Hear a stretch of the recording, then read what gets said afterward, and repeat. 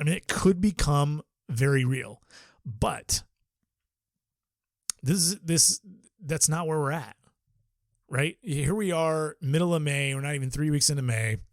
The Mariners are 21-20, and again, I'll repeat, they're 2 games back of the second wild card, but there are 4 teams ahead of them, and they really don't have much shot of catching the number 1 wild card. So there are 5 teams, including Seattle, chasing that second wild card, and there are also 2 teams behind Seattle that are within shouting distance. And if you look at it on paper, which matters to some extent, if you look at it on paper, they're not better than any of those teams right now. And adding that 1 starting pitcher and that 1 first baseman and Cal Raleigh at catcher and the 1 reliever isn't going to make you better than most of them. It probably would make Seattle better than a decent portion of them. So you're still relying on your team in that scenario. You're relying on your team to play over its head.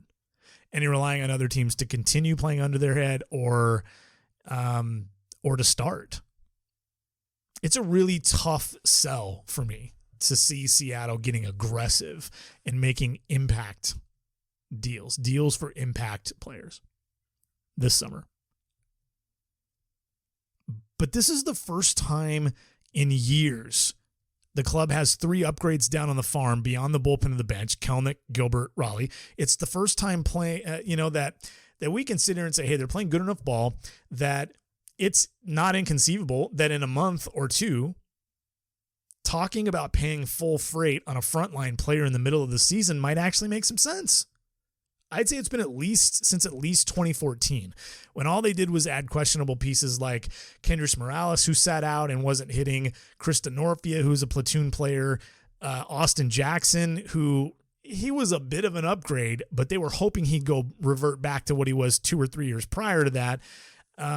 Rather than getting a player in or at least very near his prime and performing well, that 2004, that was the closest we've come to Seattle actually being somewhat aggressive at the deadline. In this way where they're adding at the deadline. So this is the first time in years that we can have this particular conversation. It's the first time in a long time that the Mariners trend is clearly up without a qualifier such as, yeah, but it's an aging core, or yeah, but they're probably 3 to 5 years away. Because it's not an aging core and they're not 3 to 5 years away. In fact, it might be the first time the trend is up with a really long x-axis. Like there really isn't like this. If I'm drawing this trend chart, and I'm kind of doing it with my hand right now. I wish you could see on the video because it's pretty awesome because I'm really good at hand gestures. If I'm drawing this it's pointing up now, it's been rolling along down low and it's just starting that turn up.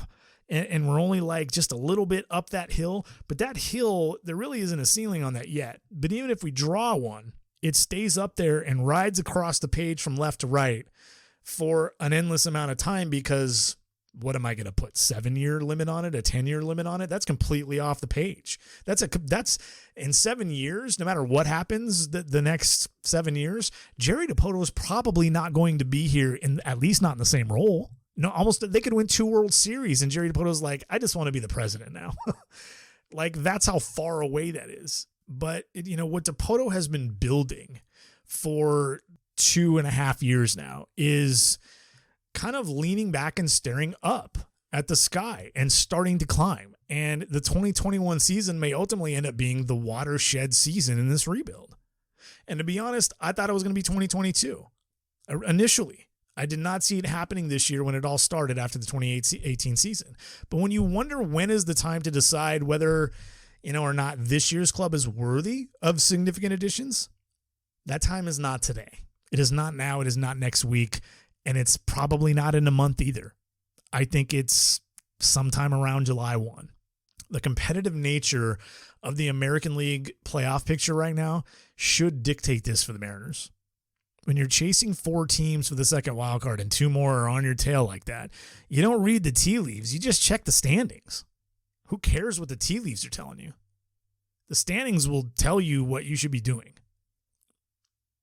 And we can argue what contention really means, but there's really never any sense And assuming such a thing when your club is merely a game over 500, hasn't won more than 3 in a row yet, has one of the worst offenses in baseball, even amongst the winning, and is still somewhat committed to development, and rightfully so. I don't believe the line is anytime in the next 2 months. Excuse me. I don't believe the line is anytime in the next 6 weeks. You get to July. Yeah, let's open, because then it becomes a different conversation. You're 2 back. You might even say on July 1, hey, let's assess. We're 2 back. We have 3 teams to chase. We're starting to put some distance in the clubs behind us, between us and the clubs behind us. Let's get to July 25th and reassess. That's going to go through the All-Star break. You're going to play about 15, 16 more games, probably more like 20 more games. Yeah. If we make a little bit of let's do something. Let's keep our eye on things so we don't miss out on an opportunity, but let's hopefully get to July 20, July 25th, play 15, 20 more games and reassess. Maybe we make a move. Maybe we play our hearts out, but we get punched in the face and all of a sudden we're looking up and we're 4.5 back with 4 teams to chase and we don't make that move. I don't think the line is in the next 6 weeks, but after that, I think you have to assess that. If you're in that position, I think you have to start considering more significant moves than just let's add a veteran reliever or a moderate upgrade at first base, or let's call up a guy to play catcher for us, which is going to happen between now and then anyway. I think because this team is held up the way they have over the first 6 weeks, despite the fact that there's a lot of smoke and mirrors with the bullpen, I'm at least slightly, I would say, I'm at least slightly more optimistic than I was before the season started.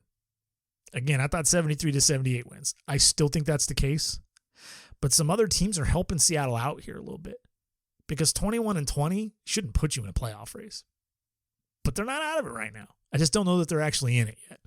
So while I still won't answer, again, will not answer major trade questions for the Seattle Mariners right now, unless you're talking